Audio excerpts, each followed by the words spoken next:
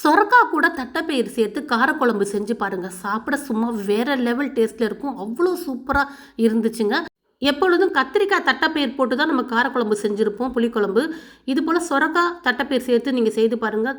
சாப்பிட ரொம்ப நல்லா இருந்துச்சுங்க. இப்போ ஒரு அடிகனமான பாத்திரத்தில் ஒரு 3 டேபிள் ஸ்பூன் எண்ணெய் சேர்த்துட்டு கொஞ்சமாக ஒரு 1/4 ஸ்பூன் கடுகு, 1/4 ஸ்பூன் அளவுக்கு சீரகம், கொஞ்சமாக 1 பிஞ்ச் அளவுக்கு வெந்தயம் சேர்த்துக்கிறேன். இது கூட ஒரு 10 பல் பூண்டு வந்து 2ஆக கட் பண்ணிவிட்டு சேர்த்துக்கிறேன். கொஞ்சமாக கருவேப்பிலை இலைகள் சேர்த்துட்டு இது லைட்டாக வதங்கட்டும். இந்த காரக்குழம்பு ரொம்ப குயிக்காக ஒரு 10 நிமிஷத்தில் செஞ்சிடலாங்க. மசாலா இதுக்குன்னு தனியாக ஸ்பெஷலாலாம் அரைக்க வேண்டாம். வீட்டில் இருக்க பொருளை வச்சே செஞ்சிடலாம். இப்போ மீடியம் சைஸ் 2 பெரிய வெங்காயம் இது போல் பொடியாக கட் பண்ணி வச்சுருந்தேன். பெரிய வெங்காயத்துக்கு பதில் சின்ன வெங்காயம் இருந்தால் ஒரு 100 கிராம் அளவுக்கு சேர்த்துக்கோங்க. அதுவும் ரொம்ப சூப்பராகவே இருக்கும். கொஞ்சம் வெங்காயம் செவந்து வரட்டும் பாருங்கள். வெங்காயம் இந்த அளவுக்கு கொஞ்சம் செவந்து வந்தோடனே இப்போ தக்காளி பழம் சேர்த்துக்கிறேன். 3 பழம் தக்காளி நல்லா பழுத்த பழமாக கட் பண்ணி வச்சுருந்தேன். அதை சேர்த்துக்கிறேன். சேர்த்துட்டு லைட்டாக மிக்ஸ் பண்ணிக்கிறேங்க. இப்போ இதுக்கு தேவையான அளவு உப்பு சேர்த்து கொடுத்துக்கிறேன். 1/2 டேபிள் ஸ்பூன் அளவுக்கு குழம்புக்கு தேவையான அளவு சேர்த்துக்கிறேன். சேர்த்துட்டு நல்லா மிக்ஸ் பண்ணிக்கிறேன். தக்காளி கொஞ்சம் சீக்கிரமாக சாஃப்டாக நல்லா வதங்கி வந்துடும் உப்பு சேர்த்து வதக்கினோம்னா. இப்போ சொரக்காய் சேர்த்துக்கிறேன். தக்காளி நல்லா வதங்கணுன்னு சொரக்காய் சேர்த்துக்கணும். நான் ஒரு பெரிய சொரக்காயில் ஒரு பாதி சொரக்காய் அளவுக்கு கட் பண்ணி கொஞ்சம் பெரிய பெரிய பீஸாக தான் கட் பண்ணி வச்சுருந்தேன். அதை சேர்த்துக்கிறேன். இது போல் சேர்த்துட்டு லைட்டாக மிக்ஸ் பண்ணிக்கிறேன். இப்போ இதுக்கு தூள் ஐட்டம்லாம் சேர்த்துக்கலாம். நான் ஒரு 3 டேபிள் ஸ்பூன் மல்லித்தூள், 2 டேபிள் ஸ்பூன் அளவுக்கு மிளகாய்த்தூள், 1 டேபிள் ஸ்பூன் அளவுக்கு சாம்பார் தூள் சேர்த்துருக்கேங்க. இது கூடவே கொஞ்சமாக மஞ்சள் தூளும் சேர்த்துக்கிறேன். சாம்பார் தூள் சேர்க்கும்போது டேஸ்ட்டு வந்து ரொம்ப சூப்பராக இருந்துச்சுங்க இந்த சொரக்காய் காரக்குழம்புக்கு. சாம்பார் தூள் இருந்தால் சேர்த்துக்கோங்க. அப்படி இல்லாட்டினா மிளகாத்தூள், மல்லித்தூள், மஞ்சத்தூள் சேர்த்துனாவே போதுங்க. இப்போ லைட்டாக மிக்ஸ் பண்ணிக்கிறேன். மிக்ஸ் பண்ணிவிட்டு இப்போ தண்ணி சேர்த்துக்கிறேங்க. இந்த சொரக்காய் வேகிற அளவுக்கு கொஞ்சமாக ஒரு 2 டம்ளர் அளவுக்கு தண்ணி சேர்த்துக்கிறேன்.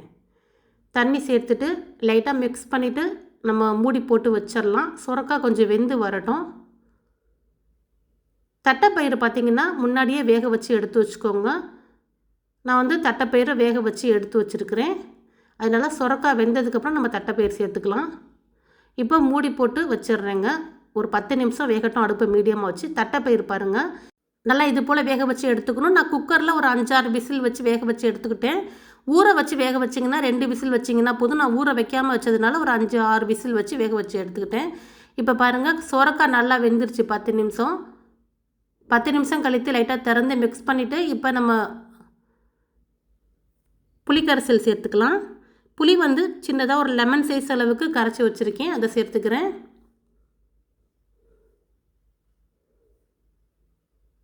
இப்போ இதில் நம்ம வேக வச்சுருக்கிற தட்டைப்பயிறு சேர்த்துக்கலாம். தட்டைப்பயிறு வேக வச்ச தண்ணியோடையே சேர்த்துக்கணுங்க. அப்போ தான் டேஸ்ட்டு நல்லாயிருக்கும். தண்ணியை கொட்டிடக்கூடாது. அந்த தண்ணியோடய சேர்த்துக்கிறேன். ஃபுல்லாக முழுவதும் சேர்த்துட்டு 100 கிராம் அளவுக்கு நான் தட்டைப்பயிறு வேக வச்சு வச்சுருந்தேங்க. இப்போ லைட்டாக மிக்ஸ் பண்ணிவிட்டு இப்போ தேங்காய் அரைச்சதை சேர்த்துக்கலாம். தேங்காய் வந்து ஒரு சின்னதாக ஒரு 1/2 மூடி அளவுக்கு நான் அரைச்சி வச்சுருந்தேன். அதை வந்து சேர்த்துக்கிறேன். நல்லா நெய்ஸாக அரைச்சி சேர்த்துக்கோங்க. குழம்பு உங்களுக்கு எந்த அளவுக்கு திக்னஸ் வேணுமோ அந்த அளவுக்கு நீங்கள் அட்ஜஸ்ட் பண்ணி வச்சுக்கோங்க.